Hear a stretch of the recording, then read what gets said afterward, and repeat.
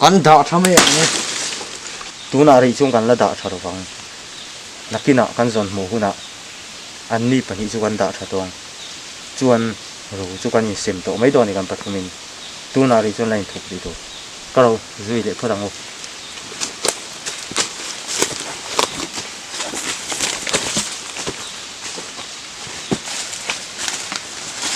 liop đâu ni chia ka ti soi phai ngin mai da cái ngày đàn chết à tuổi trong hang cái lâu xa xìm xìm à chị cái số cái điểm đó nó hậu rồi anh nhỉ ai chuan ka che thun nga kula ni kan mu ve le ka che do ni ni che le ha lo lo ô này ai ka le to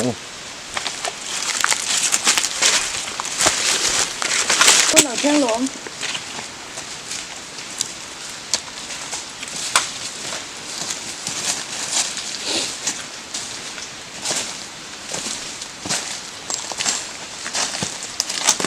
nó còn hơn cái số đục như lai việc chú ăn uống thế mày à đã mấy đầu mồ ni da mi thi ni ai chu ve he khan tha mo da mi thi bu ke tamala ve thiên han song so le sin do mon le hành rằng trung tâm trụ chắc còn viếng mà sẽ hey khu để bột lái tổ bút là mà ăn chụp thập phốt mấy đô mì nè có này nhé ê đi bao chục mà có đâu đó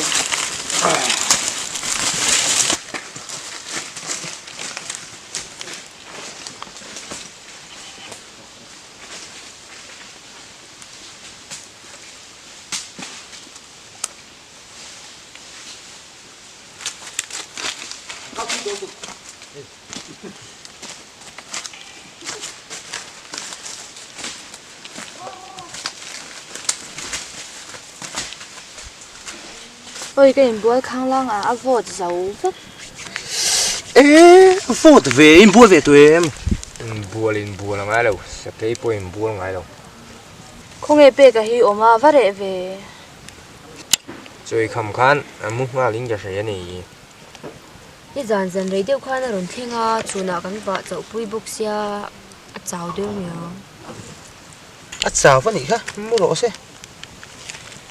cái bộ một hai mấy này cái đủ nặc tu mà bao cả cố xí à thì đâu mua hạt lẩu thế không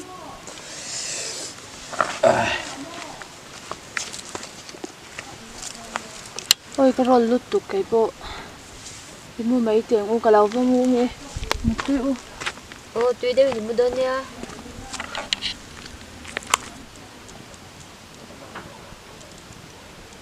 apu kan that na kan ti fu chi ka plan hi kal fu ni nga chuan ho sak chi kan mo ba lão thùng điều chỉnh mà ni machine bùi cho riêng à rong tất cả chế thì mà sẽ học sắc số cái đủ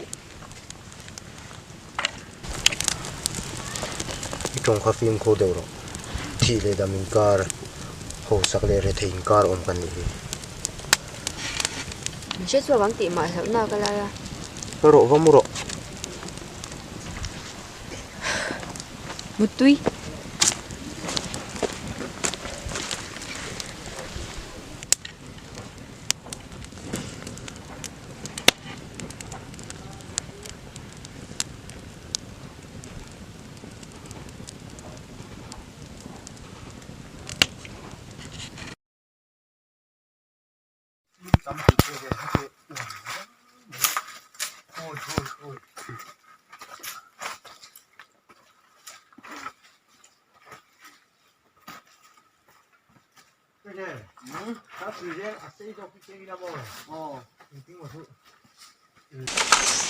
có hai viên được ạ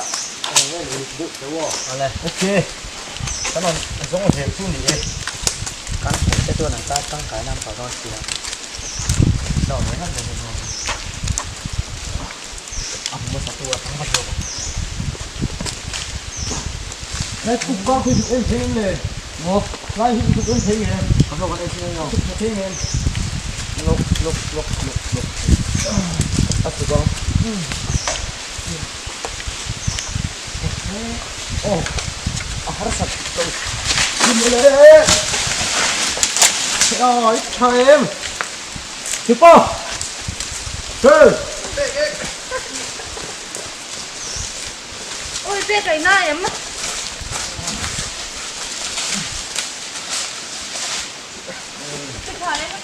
Ôi bé cái này em thả em. Ăn nó rồi. Ôi thì đi. Anh kia cái gì ăn hết ra rồi. David. Man một thế David.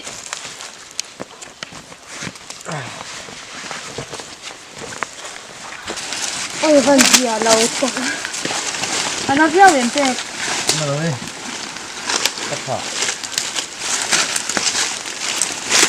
Cái cuốn cái đấy rồi.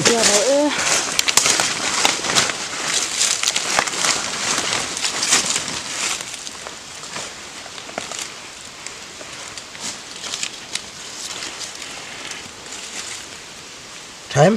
Ăn nó rồi. Caro. Mình chui lên để tổ. Cắt thả. Cái em đó nè. Ngay rồi. Cắt thả. Tụi in là. Từ đây ăn in cốt tệ.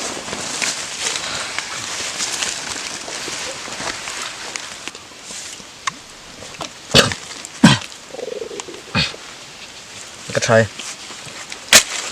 Còn chui trong bao tàu. Ở bơi mò xì à. Nó ngầu quá.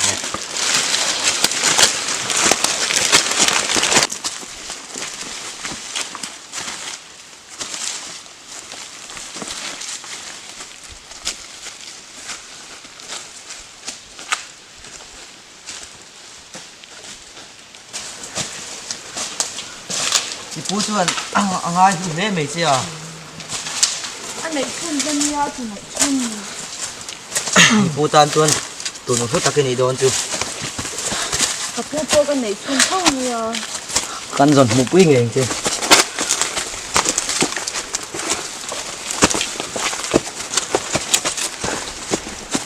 Anh đây lại phụ dụ, ở bên mặc em bên chiêng trên lông tế ngô có, thì cái món đó nó phụ à cái gì? À đây tôi đi. Mũi này tụi em. Rong xe rong. Anh nghe thì cô còn chưa bóc xí đâu. À đây tôi à chụp tôi video với thuê đi. Em chiêng Lùng cái khăn nó chìm đâu hoàng ô. Đấy tổ xí ạ.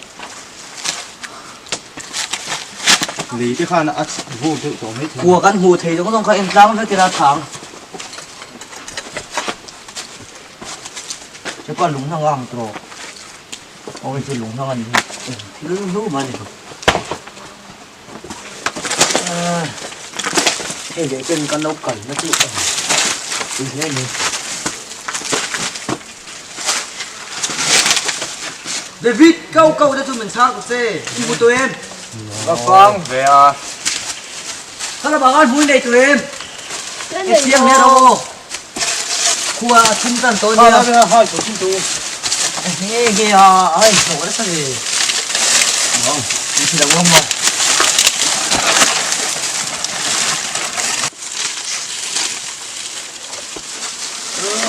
Vâng, anh này nó cố gắng cái tổ rồi.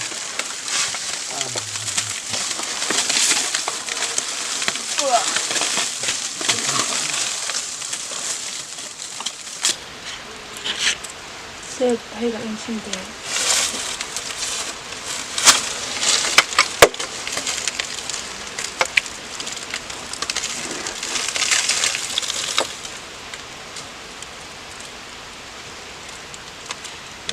Anh nhìn mấy đầu mồ hay gì? Anh đi thấy mấy anh em. Hay ngày gì nhỉ? Hay gắn mũi. Một.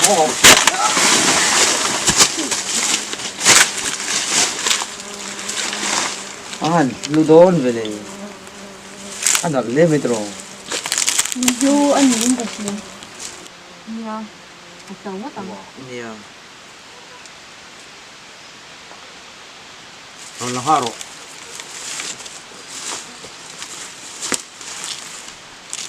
Mình biết là mình phải theo cọp bằng châu.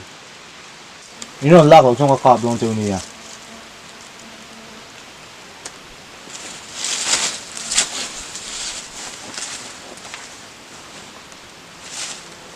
Ôi hăng tiếng anh nghe chil gì à?